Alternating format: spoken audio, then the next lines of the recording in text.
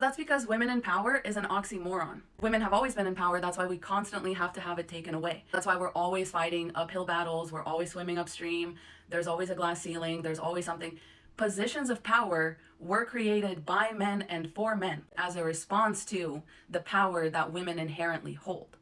Does that make sense? The reason that resource and land and property and people ownership was created was because men had nothing naturally to bargain with women for. It's like, oh, come mate with me, which will probably result in you getting pregnant, which will then but disable you for over a year. And not only that, if you want that offspring that you gave birth to survive, it also has to be attached to your body for at least a few years. It's going to be a really long time before it can be really left alone without seriously like injuring itself. It can't feed itself. It can't do anything. Obviously, I'm sure a lot of women were like, no, thank you. I'll be in the woods hunting and gathering and like living my best life. And obviously at some point the men were like, this simply won't do.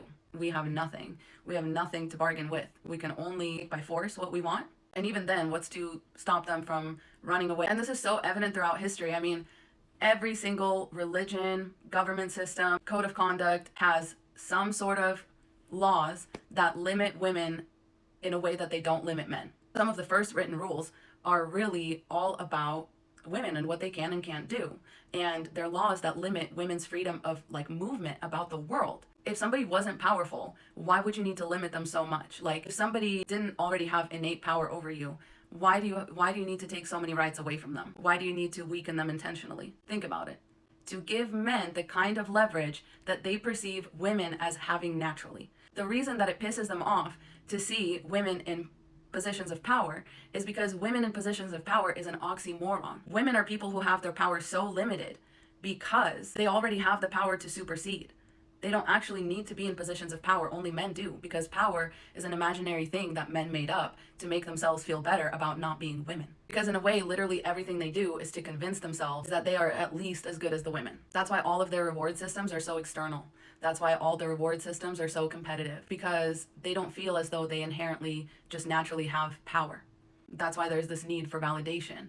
That's why there's this need for attention and coddling and blaming everybody but themselves and like not taking responsibility. It's the innate knowledge that they're not as powerful.